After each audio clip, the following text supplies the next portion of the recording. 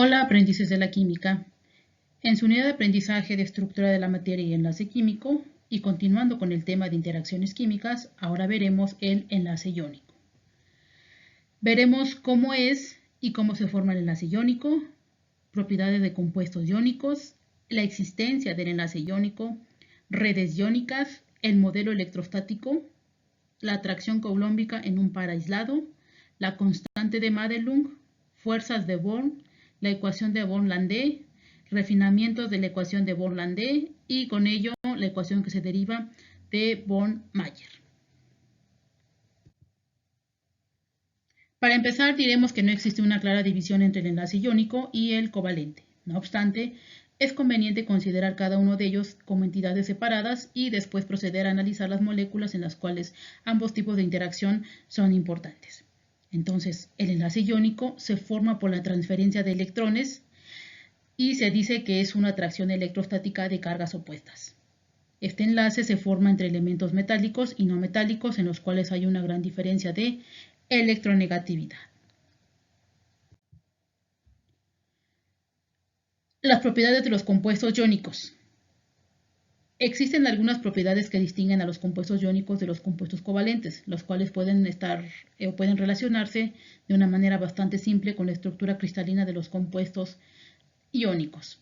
Es decir, los compuestos iónicos forman una red cristalina compuesta por iones positivos e iones negativos, de tal forma que las fuerzas de atracción entre iones de carga opuesta se hacen máximas y las fuerzas de repulsión entre iones de la misma carga se reducen.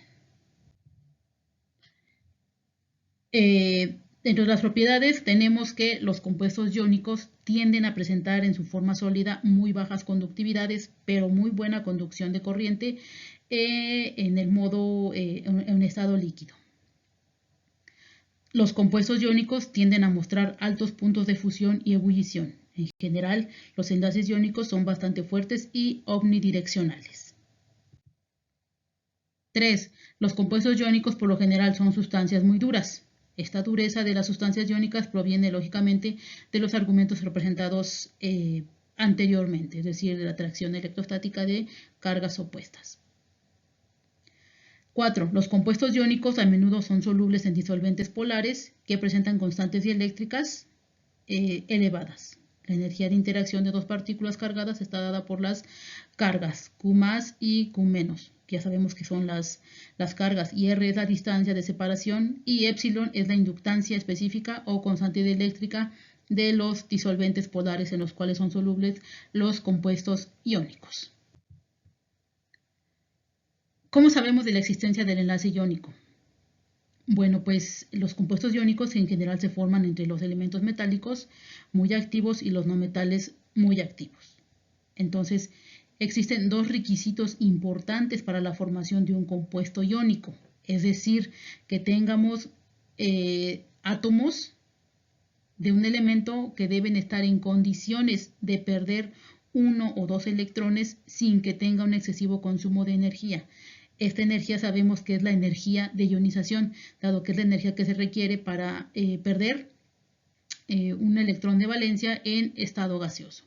Y al mismo tiempo debemos tener átomos de un elemento capaces de aceptar uno o dos electrones de valencia sin un excesivo gasto energético. Y sabemos que esta energía es la llamada afinidad electrónica. Si recordamos el concepto de afinidad electrónica, es la energía que se desprende o libera cuando un átomo gana un electrón. Entonces, son los dos requisitos fundamentales para que se lleve a cabo la formación de un compuesto iónico. Redes iónicas. Bueno, antes de estudiar los aspectos energéticos que nos llevan a la formación de redes iónicas o cristalinas, es aconsejable examinar algunas de las disposiciones más comunes de los iones de los cristales en el espacio tridimensional, es decir, conocer cómo se disponen los iones en una red iónica. Entonces, en la imagen que aquí observamos se muestra un experimento de rayos X que nos refleja o nos da como resultado el acomodo tridimensional tanto de los cationes como de los aniones en un compuesto iónico.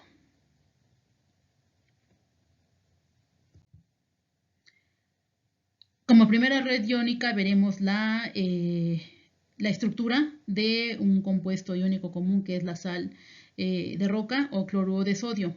Si observamos aquí la imagen, esta es una celda unidad del compuesto cloruro de sodio, que es un compuesto iónico.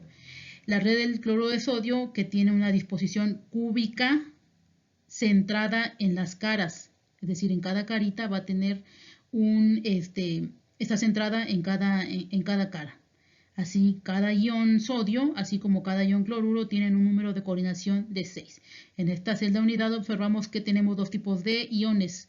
Los iones en color verde son los aniones, en este caso el ion cloruro, y los iones en color morado son los cationes sodio, que son más pequeños.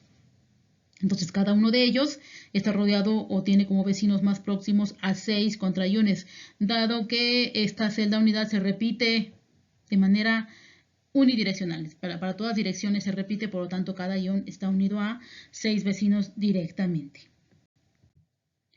Otra red cristalina es la del cloruro de cesio, el cual también es un compuesto iónico y en la estructura del cloruro de cesio, cada ion está rodeado por otros 8 de carga opuesta.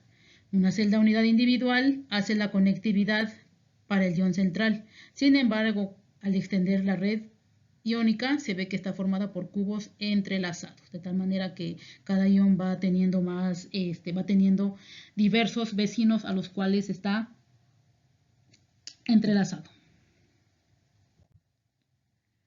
Otra red iónica es la estructura de fluorita y antifluorita.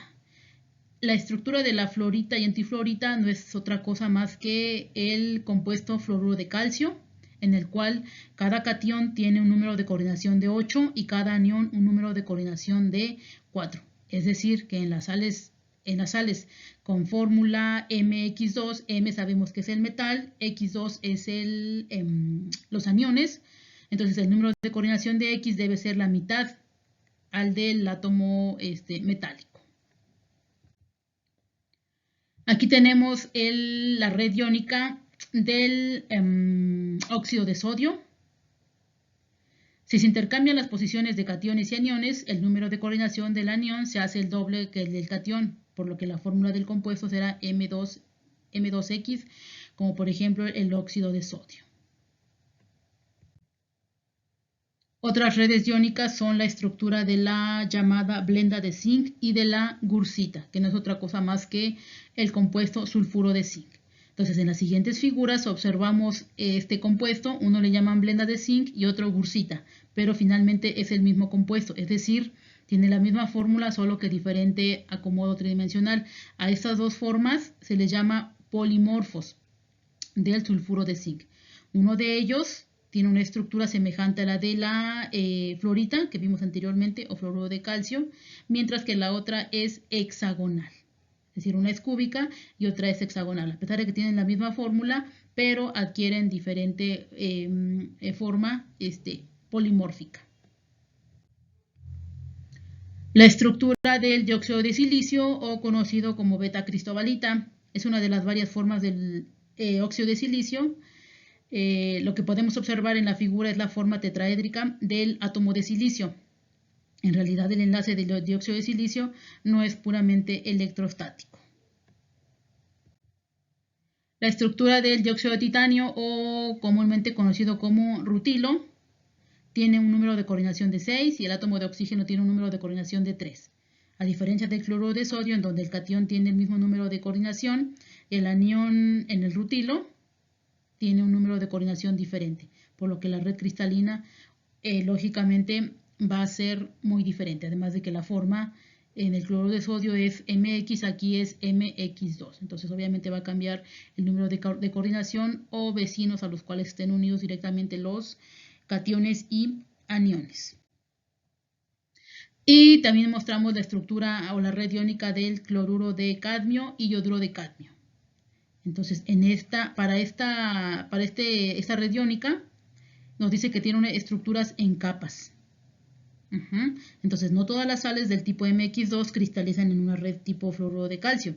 Algunas de ellas lo hacen en redes denominadas estructuras en capas. Ejemplos de estas estructuras o de redes iónicas son el yoduro de cadmio, que cristaliza en una estructura hexagonal compacta, y el cloruro de cadmio, el cual cristaliza en una estructura cúbica compacta. Es decir, cada uno, si observamos, es el mismo metal, solamente con diferente halógeno, y ello hace que adquiera diferente arreglo tridimensional.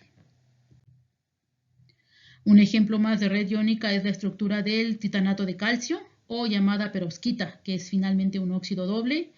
Dice que la perovskita es un ejemplo de óxido doble, esto porque no son iones titanato los que están contenidos en la estructura, sino más bien es una mezcla de óxido de calcio y dióxido de titanio. En esta estructura, o en este tipo de estructura, podemos observar que cada metal tiene un número de coordinación diferente.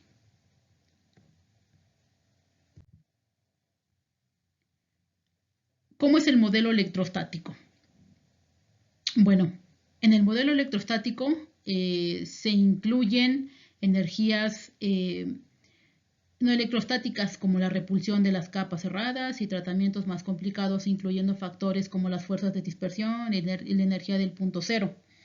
El tratamiento electrostático simple comprende aproximadamente el 90% de las energías de enlace. Entonces, la energía de red cristalina de un compuesto iónico se descarga cuando los iones se unen, dejando atrás su separación infinita para formar un cristal. Es decir, este es el modelo electrostático.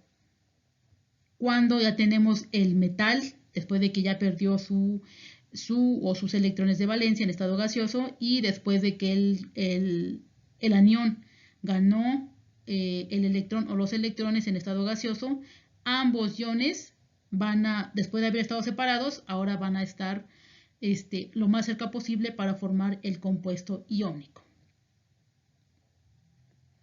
Me dice que el tratamiento electrostático simple comprende aproximadamente el 90% de las energías de enlace. Con este modelo vamos a estudiar cómo es la red o cómo es la energía para formar un molde en un sólido iónico.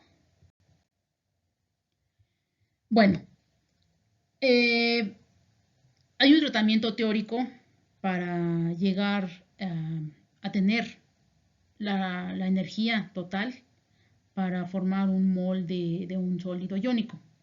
Entonces, el tratamiento teórico de las redes cristalinas. El tratamiento teórico de las energías de las redes cristalinas iónicas se inició por Born y Landé, es decir, ellos dedujeron ecuaciones mediante las cuales predicen la energía interna U0 o es la energía que se desprende en la formación de una mol de un sólido iónico. Esta ecuación lleva sus nombres, Born-Landé. Entonces, esta es la ecuación. U0 es la energía interna o la energía que se libera para formar un mol, y en el cual observamos diferentes factores cristalinos, en los cuales iremos desglosando poco a poco. Entonces, ¿qué es la red o qué es U0? Bueno, la energía cristalina o la energía de red.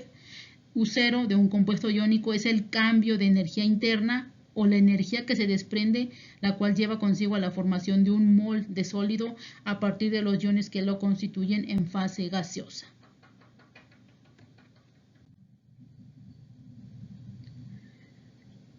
La atracción coulombica en un par aislado. Considérese la energía de un par iónico, en este caso M+, y X-, el cual está separado por una distancia R.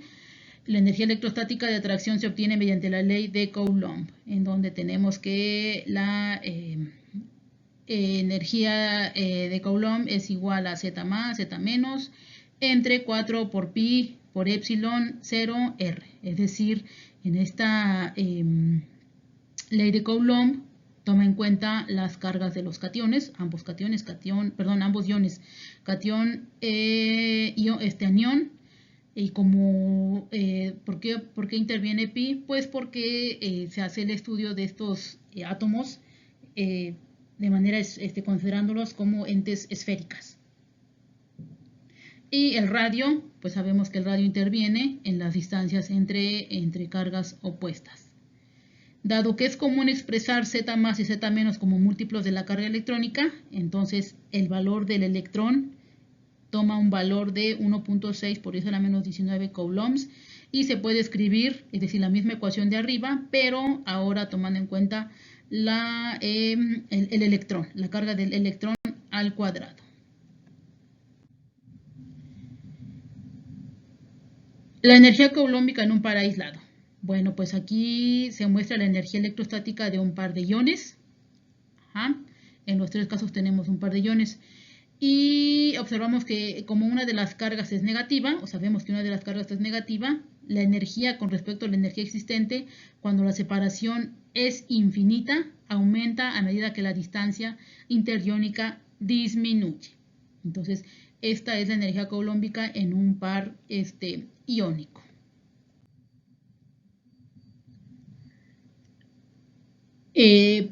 Interacción coulombica en una red iónica y nos da lugar a la constante de Madelung. Bueno, dice aquí que si consideramos a un compuesto iónico propiamente, habrá más interacciones en la red cristalina que la del caso sencillo de un par iónico. Es decir, si hablamos de una red iónica, en ella habrán más interacciones que si hablamos de un solo par de iones, pues en una red cristalina es direccional a diferencia de un solo par de iones. Por ejemplo, en la red cristalina del cloruro de sodio se presentan atracciones con respecto a los 6 iones vecinos más cercanos, repulsiones hacia los 12 iones siguientes en cercanía y de igual carga, etc. Y así nos podemos ir, dado que es una red iónica. Por eso mencioné que en una red iónica hay más interacciones que si hablamos de un solo par iónico. Me dice aquí constantes de Madelung. ¿Qué es el valor? Si recordamos, en la ecuación de Born-Landé tenemos un valor de A. ¿Qué es ese valor de A? Bueno, pues finalmente ese valor de A se le conoce como constante de Madelung. Bueno, puesto que los compuestos iónicos cristalizan en diferentes estructuras cristalinas, como lo vimos en las redes iónicas, se tienen valores diferentes en cada caso. Así, por ejemplo, si tenemos un compuesto iónico, en este caso cloruro de sodio, su valor o su constante de Madelung A es 1.748. Si observamos en la tabla, estos valores son adimensionales.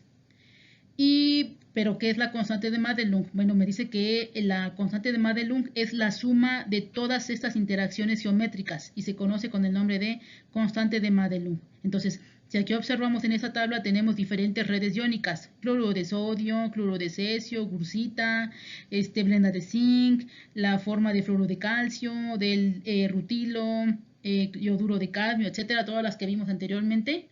Entonces, cada una de ellas, en función del tipo de estructura que tenga, va a ser su valor de A o constante de Madelung. Y bueno, para cada una, de manera experimental, ya están medidos esos valores y aquí muestro algunos ejemplos. Es decir, si mi compuesto iónico es el cloruro de sodio, entonces su valor de A es 1.748. Si tengo un compuesto iónico cloruro de cesio, su valor es 1.76, el sulfuro de zinc es 1.64 y así nos podemos ir en función del tipo de red iónica que tenga. Entonces, este valor o esta constante es muy importante, por lo que cuando calculemos la energía de red liberada en la formación de un compuesto iónico, tenemos que saber en qué tipo de red cristaliza el compuesto iónico para saber el valor de A o constante de Madelung. Si retomamos la ecuación de atracción coulombica, S es igual a Z más Z menos C al cuadrado entre 4 por pi por la epsilon 0 y por la distancia. Sabemos que, por supuesto, los iones no son cargas puntuales, sino que poseen nubes electrónicas que se repelen entre sí a distancia muy pequeña. Tal repulsión es despreciable a distancias grandes, pero aumenta rápidamente a medida que los iones se acercan mucho entre sí. Entonces, es notorio que a menos que exista una energía de repulsión para equilibrar la energía coulombica de atracción, no se puede producir una red estable. La energía de atracción se hace infinita a distancias infinitesimalmente pequeñas. Born señaló que esta energía de repulsión se puede expresar mediante la siguiente ecuación, en donde ER es igual a B entre R a la N, donde ER, o la energía de repulsión, es mayor a 0, B es una constante y N N es un exponente de Born o también llamado índice de Born. Experimentalmente se puede obtener información sobre el exponente de Born o N por medio de datos de compresibilidad, ya que lo que se mide es la resistencia que muestran los iones cuando se les obliga a acercarse estrechamente uno al otro. Recordemos que los iones son esféricos, de tal manera que este valor de N o índice de Born es un factor cristalino muy importante, ya que estamos formando compuestos iónicos en los cuales se está haciendo que los átomos se acerquen. ¿Cómo se obtiene este valor de N? Bueno, pues ya sabemos que N se le llama índice de Born o exponente de Born. Y me dice que el índice de Born es un parámetro que se representa por una N minúscula y va a depender del tipo de catión y anión que forma el compuesto iónico. Es decir, para un compuesto iónico MX, metal, no metal, en términos de las configuraciones electrónicas de los iones M+, X-. Es decir, en función del tipo de iones que yo tenga para formar mi compuesto iónico, va a depender mi índice de Born. Estos datos ya están medidos de manera experimental. Entonces, ¿cómo voy a saber qué valor va a tener, qué valor de índice de Born va a tener mi compuesto o mi compuesto iónico? Bueno, estos datos se basan en la configuración electrónica de gases nobles, es decir, helio, neón, argón, criptón y xenón. Entonces, y aquí aplica un término de isoelectronicidad. ¿A qué se refiere con eso? Bueno, pues sabemos que cuando son átomos isoelectrónicos es que tienen el mismo número de electrones. Por ejemplo, en el caso de qué átomos son isoelectrónicos con el helio, pues tenemos el litio más, dado que el litio tiene 3 electrones totales, pero al ser catión más 1, es decir, tiene el litio 2 más y es isoelectrónico con el helio. En el caso del neón, ¿qué átomos son isoelectrónicos? Pues el anión fluoruro, el ion óxido, el catión de sodio más y el catión magnesio 2 más. Y para ellos tienen un valor de 7, o el valor de N o de Born es 7.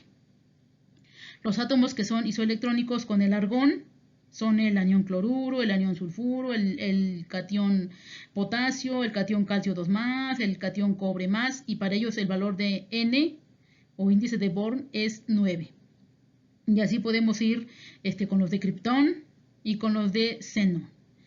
Estos valores, les vuelvo a repetir, están medidos de manera experimental. Entonces, para los que son isoelectrónicos con helio, su valor de N es 5, con los de neón es 7, con los de argón es 9, con los de criptón es 10 y con los de xenón es 12.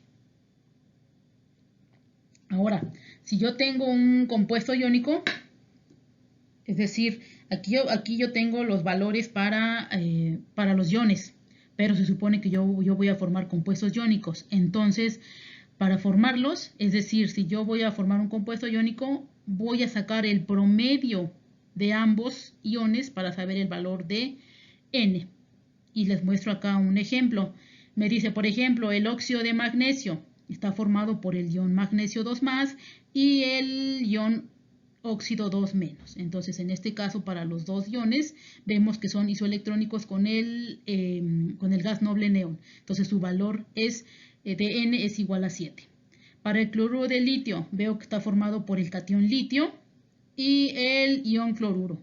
¿Qué pasa? Para el litio el valor es 5 y para el anión cloruro es 9.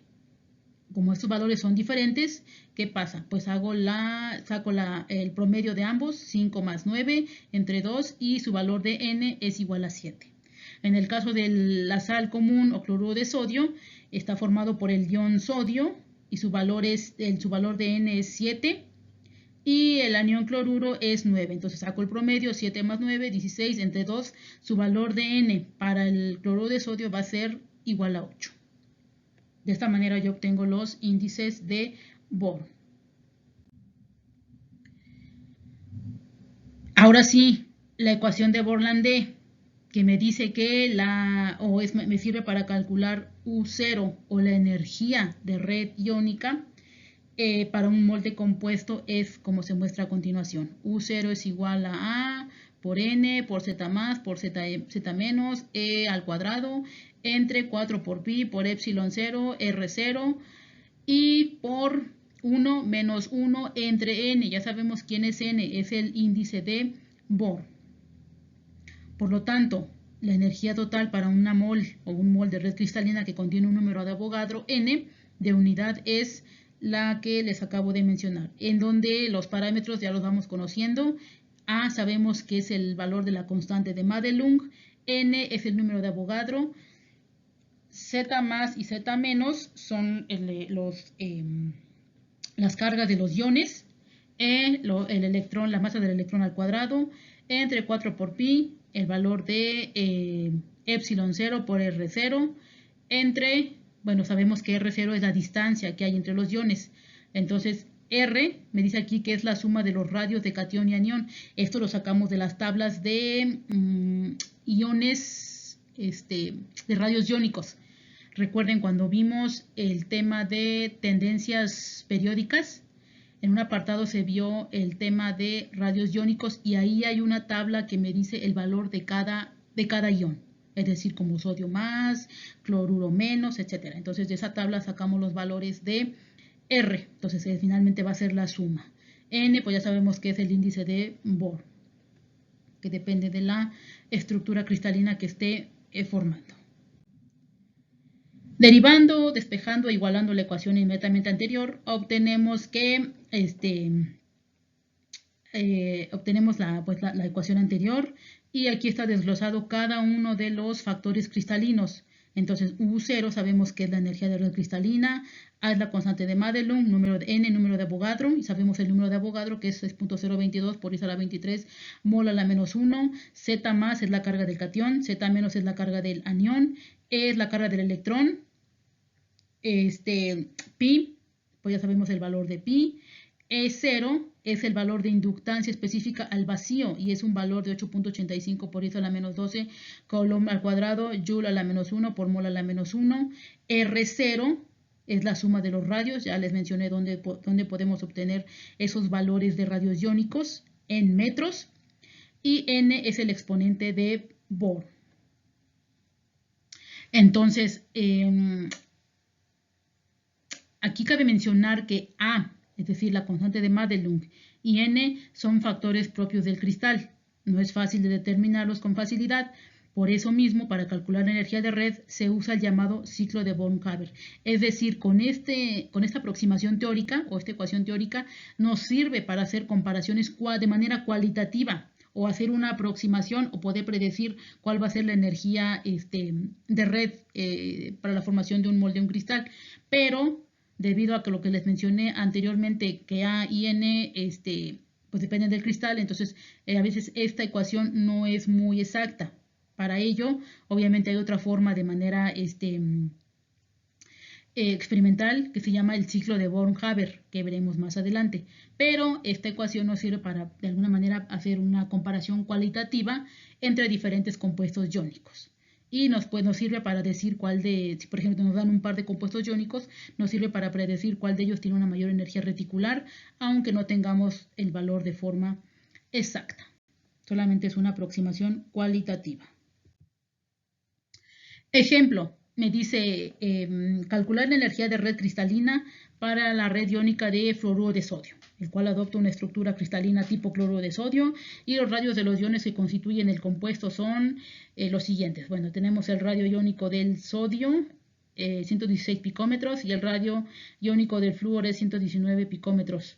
Entonces hay que convertir estos a metros, nada más, hacer las conversiones. Y usamos la fórmula de Born-Land y sustituimos. U0 es igual a, ya sabemos cómo obtenemos la constante de Madelung, como es fluoruro de sodio, recordemos cómo obtenemos el valor de esta red iónica, por el número de Avogadro, por las cargas de los iones, como es Na más 1 y flúor menos 1.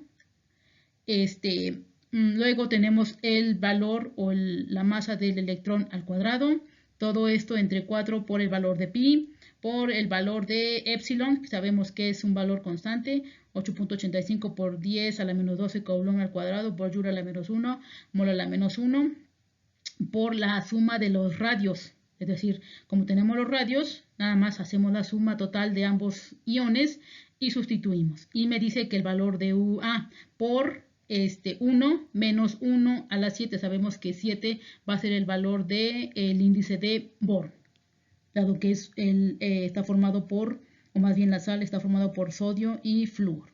El valor es 7. Haciendo todo el cálculo, me dice que U0 es igual a menos 589 Joule por mol a la menos 1. Esto lo convierto aquí, como es energía, lo convierto a kilojoules y me dice que U0, o la energía reticular que se desprende para formar el compuesto fluoruro de sodio, es menos 885.59 kilojoules por mol a la menos 1. De estos valores debo observar que cuanto mayor sea el valor de la energía reticular desprendida, más estable será la red iónica formada. Por este motivo, hay que conocer la energía reticular de un compuesto iónico, dado que es un factor bastante importante. Y como les mencioné anteriormente, existen dos formas de calcularla. Esta, que es de manera teórica, y a pesar de que no es tan asertiva, es una manera aproximada de predecir entre dos redes iónicas cuál va a ser más estable. La otra forma es mediante la ecuación el ciclo de Born-Haber. Y como ya saben, se les deja algunos ejercicios de tarea en el cual van a calcular la energía reticular de red cristalina para 4 compuestos iónicos: cloruro de sodio, cloruro de cesio, fluoruro de potasio y fluoruro de litio. Los factores cristalinos ya saben cómo sacar el valor de A, el valor de el índice de Born, y conocen las cargas, y los radios iónicos los tienen en tablas de radios iónicos. Ya mencioné que con esta ecuación podemos hacer una aproximación de la energía U0 que se usa en la formación de un mol de compuesto iónico. Pero bueno, pues siempre hay refinamientos de la ecuación. Entonces, el refinamiento de la ecuación de Born-Landé, el más importante de estos cambios es reemplazar el término 1 sobre el índice de Born por un cambio que refleje el hecho de que las funciones de onda muestran una dependencia exponencial de R. Y se introduce una constante, la letra griega ρ es una constante que puede ser expresada en términos de la compresibilidad del cristal. Este refinamiento da como resultado la energía de red por medio de la ecuación llamada Born-Mayer. Y finalmente la ecuación de Born-Mayer, si observamos, es parecida o similar a la ecuación de Born-Landé, solo que con el cambio, en donde aparece esta nueva constante o la letra griega de compresibilidad, denominada ρ, entre el radio. Esta constante tiene un valor de 35 picómetros para todos los halogenuros de metales alcalinos, es decir, para todos los metales alcalinos. Nótese también que R0 aparece en el término repulsivo de Born, y ambas ecuaciones comparan la ecuación de Born-Land con la de Born-Mayer. Entonces, con esta ecuación modificada también se calcula U0 solo con una nueva constante. Hasta aquí es el tema de cálculos teóricos para la formación de un mol de compuestos iónicos. Gracias, hasta pronto.